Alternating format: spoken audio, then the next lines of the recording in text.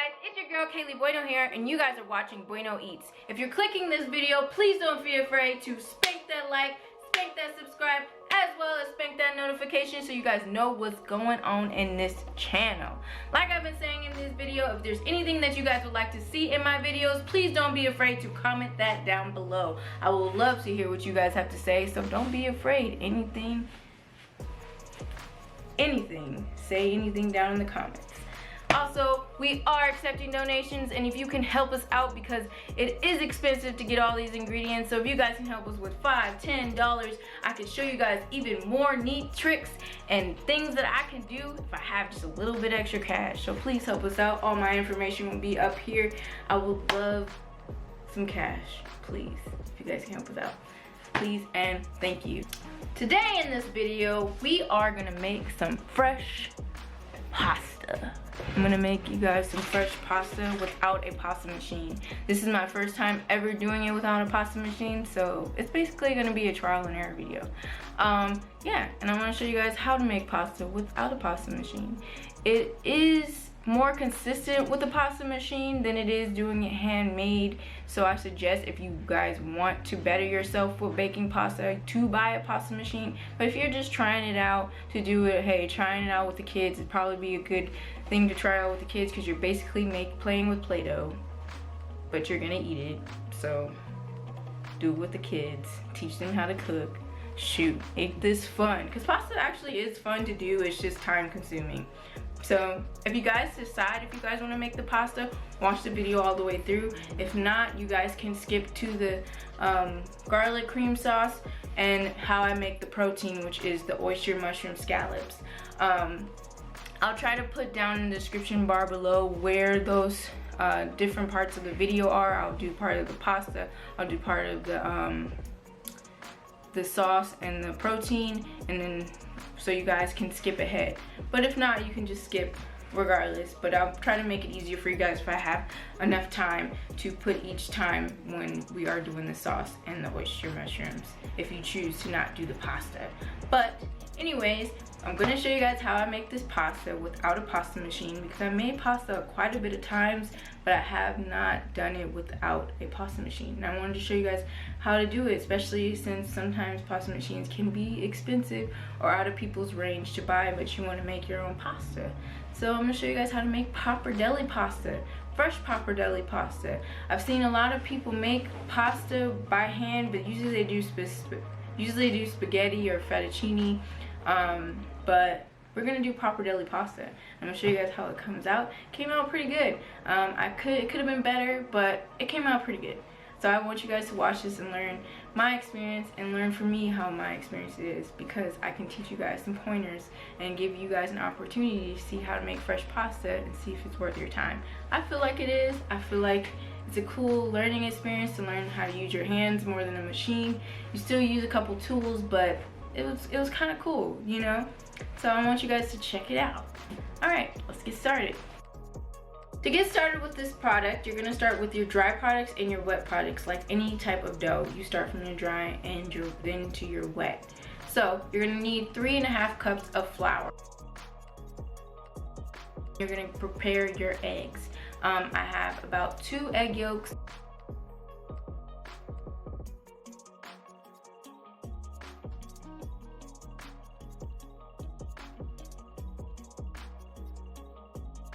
3 whole large eggs. So you're gonna whisk it together.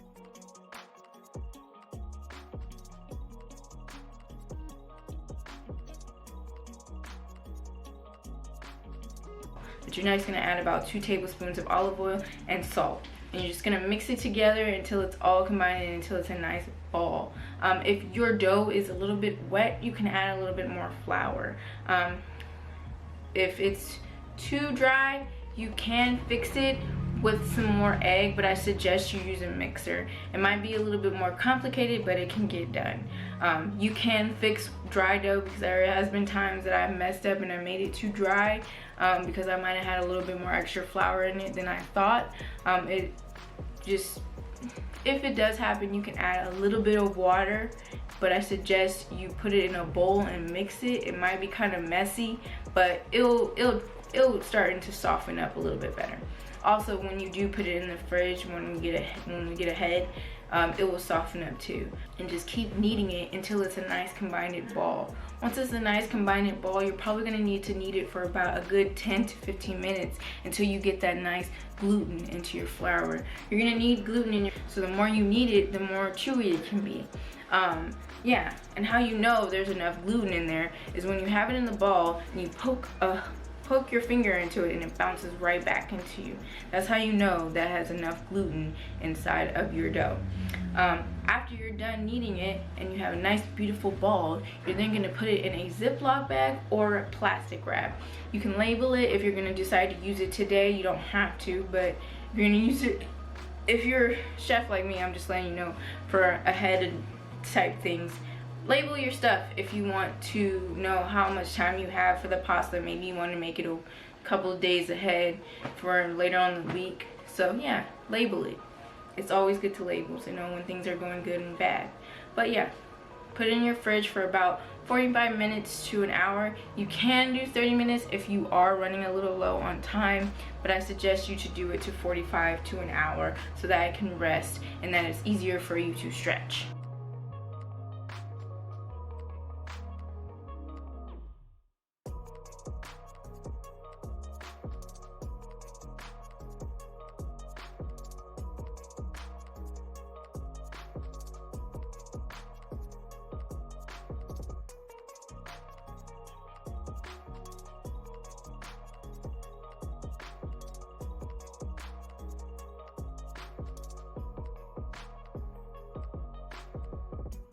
While you're letting your dough rest, we're gonna start making our garlic cream sauce.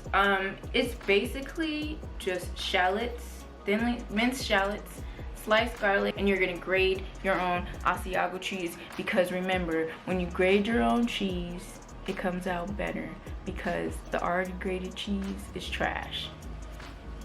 I'm not gonna explain it, I'm not gonna say why, just know that it's trash and you should get a block of cheese and stop being lazy and grate your cheese, because it's worth it, because everything that's gonna go in your taste buds, you're worth it. So grate your cheese like you're worth it. Say, I'm a badass bitch and I'm worth grated cheese. So you grate that. So you have some thinly sliced shallots, thinly minced shallots and thinly sliced garlic, and you're gonna add it into a pot with about 2 tablespoons of oil. Let them kind of saute in the pan until they become translucent. You're then gonna add about 2 cups of heavy cream. Add your 2 cups of heavy cream and make sure that your pan is about at a medium-low heat, just enough so that it's boiling. Don't put it up too high, because your pan will be destroyed and your stove will be destroyed with a bunch of heavy cream everywhere. So I suggest you have it on a medium-low heat and you watch it and constantly stir it until it thickens. It's gonna take about 10 to 15 minutes. If you want, you can even start on the mushrooms that we're about to get started, but make sure that you constantly watch it and you're at least next to it, because that thing can go everywhere and mess up your whole entire stove. Enough said. I've gotten embarrassed plenty of times forgetting about the cream sauce. So watch your cream sauce and stir it, or you'll have a disaster mess and you'll be mad when you're done cooking and you have to clean that up. Just saying. Just keep stirring it. Let it go for 10 to 15 minutes, and then you're gonna add that glorious cheese. It's about 2 cups of cheese. It's glorious. Asiago cheese. Anthony says it smells like ass, but you know, cheese smells like ass. Straight ass. It's just, that's cheese. I got used to it. But add your cheese, let it stir, and then you're gonna maybe mix it for about 2 minutes and make sure that everything is melted and stirred all around, and you're gonna turn off your heat immediately. The reason why you add your cheese last is because it causes it to split if you add it too soon. So once your heavy cream is thickened enough, then you add your cheese, let it melt for about 1 to 2 minutes, then turn off that heat. Got some cream sauce.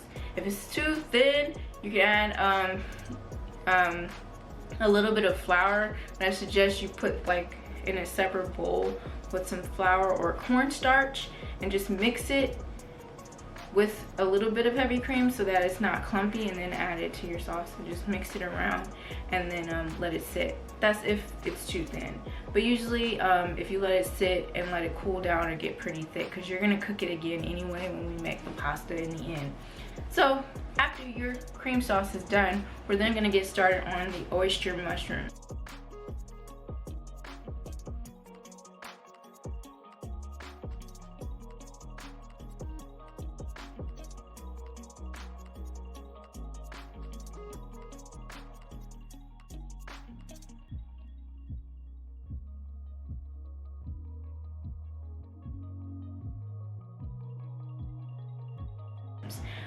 These are oyster mushrooms. It's a certain kind of oyster mushrooms. There are all kinds of oyster mushrooms. But these type of ones are thick and meaty, and they kind of resemble a scallop in a way. So we're gonna make oyster mushroom scallops. So you just cut them at like a 2-inch, 3-inch thick, just enough so they look like little meaty scallops. I think I could even cut them a little bit thicker, but you're just gonna cut them about 3 inches, maybe like, yeah, back 3 inches, so it looks like a thick piece of scallop. You're gonna cut them all up, put them aside. Now, back on the pasta, you're basically gonna roll it out as far as you can. I should have cut it in half like I was doing at first. I cut it in half and I was like second guessing myself because I thought the noodles weren't gonna be as long, but I will cut it in half. Roll it out as far as you can and then cut it in half and then roll it out again. You kind of get it at I would say a centimeter thick, because when you add it to the water, the noodles absorb all the water and it gets thicker, and that's what happened with mine. I usually don't have this problem because I usually use a pasta maker and I put it at the thinnest point, and so I don't have to worry about that. But when you do it handmade, you kind of can't really tell how far it is or how far it needs to be. I should have did it thinner. I knew I should have did it thinner, but I wasn't thinking about it. I think I was scared because I was on camera. Sometimes when I'm on camera, I kind of like second guess myself or mess up because I'm scared of what other people think. I need to work on that. But we're getting better at this. I'm not used to being on camera. Okay, that's all. But anyways, make it as thin as possible, because the thinner the noodle, the better it is, because it lets it absorb the flavor in the noodles. The thinner you make it. It wasn't bad. It wasn't thin enough for me.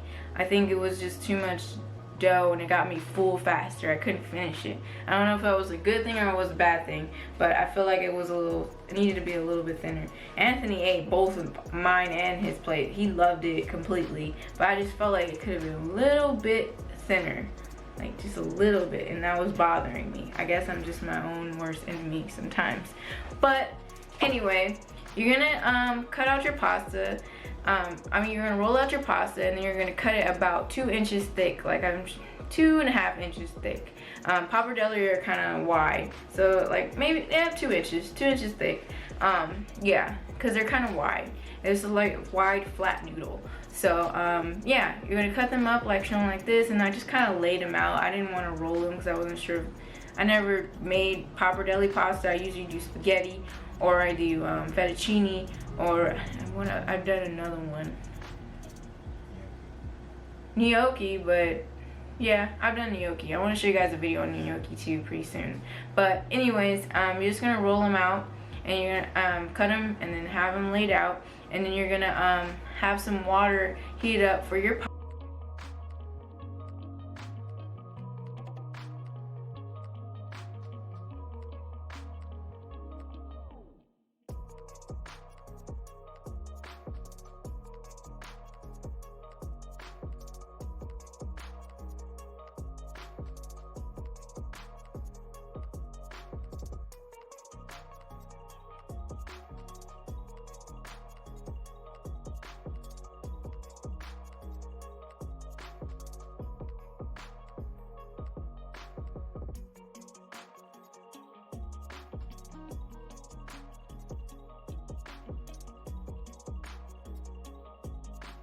You're gonna get you a nice iron skillet. You can use a different pan. I like iron skillets because it caramelizes mushrooms and meats, so I like iron skillets. just make sure if you do use a different type of pan, like a non-stick pan or anything, just make sure the heat is up to high and just keep watching it because it might mark up your pan. But I suggest you use an iron skillet because iron skillets can handle anything. If it can handle me, it can handle anything. And I've known that iron skillets is my best friend. So use an iron skillet. I suggest everyone buys an iron skillet. You should have at least one iron skillet in your kitchen. No set. But yeah. You're gonna make sure your pan gets nice and hot until it steams a little, until it like smokes just a little bit. Then you're gonna turn it down to like a medium heat, medium high heat. You're gonna add your oil. You're gonna add your scallops. Make sure that you don't crowd up the pan too much, because if you don't crowd up, if you keep them all flat, it'll have more of an even crust and it'll look better instead of just spots on your scallops. You just let them cook that on that side, and you're gonna flip them over, and then you're gonna add in maybe a little bit of more oil because sometimes it tends to dry because the mushroom absorbs all that oil. So you might add a little bit of oil, maybe like a tablespoon, and you're gonna add your dried oregano, some salt, and some pepper. And that's all you need. You're gonna let it caramelize on the other side, and then you're gonna add about 2 tablespoons of butter, and this gives it a nice buttery flavor that you guys can have with the mushrooms. I love mushrooms, and this is a good way of how to cook mushrooms, because some people just wonder why their mushrooms are soft and dry. First of all, you don't need to put them underwater when you wash them. You just wipe off the dirt if it has dirt. The ones that I got were pretty clean, so I didn't really have to wipe them too much, but you just have to wipe it off. Because if you put them in water, that water is getting all absorbed in your mushroom, and then you're gonna have slimy mushrooms, and nobody likes slimy mushrooms. If you like slimy mushrooms, that's cool, but I don't like slimy mushrooms. But anyway, yeah, they're gonna look something like this, and then we're gonna get started on our pasta. In there, let it cook for a good until it's nice and al dente, and then you're gonna take it out and we're gonna start plating. You're gonna get a pan. You're gonna add in 2 spoonfuls of your heavy cream, about maybe a tablespoon of pasta water. You're gonna add in your spinach, flip them over, let them cook, add some salt.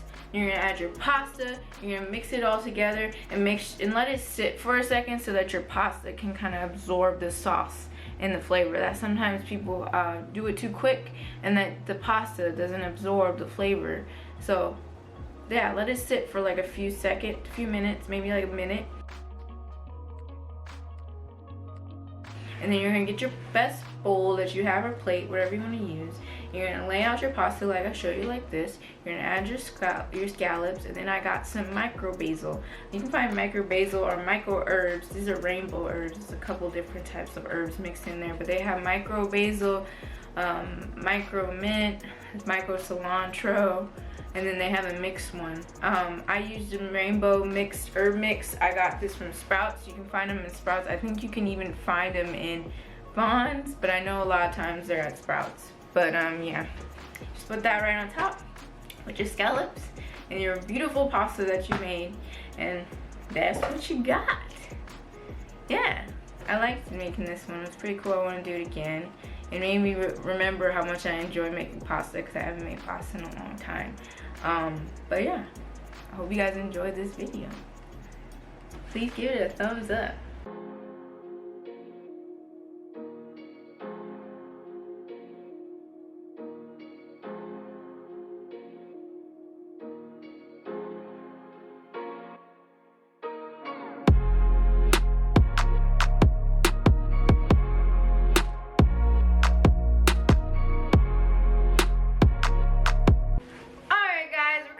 This video, I hope you guys liked it. If you did, please give it a thumbs up, because we need this algorithm going so people can see this channel. Give it a thumbs up. Yeah, it's free for you and very beneficial for me. All right guys, yeah, we are accepting donations. If you guys can help us out, put all my information below. Like I've been saying, also, if you want to know anything on my channel, if there's anything that you guys would like to see, please don't be afraid to comment that down below. I would love to hear what you guys have to say. Yeah, please don't forget to like, please don't forget to subscribe, please don't forget to hit that notification, because you guys so you guys can see what's going on this channel, because we're gonna be making a lot of things on here and I got plenty of time to do it. Yeah, you guys are gonna see my creativity so I can show you guys some creativity and tricks that you can do at home. See you guys next week. I love you guys. Peace.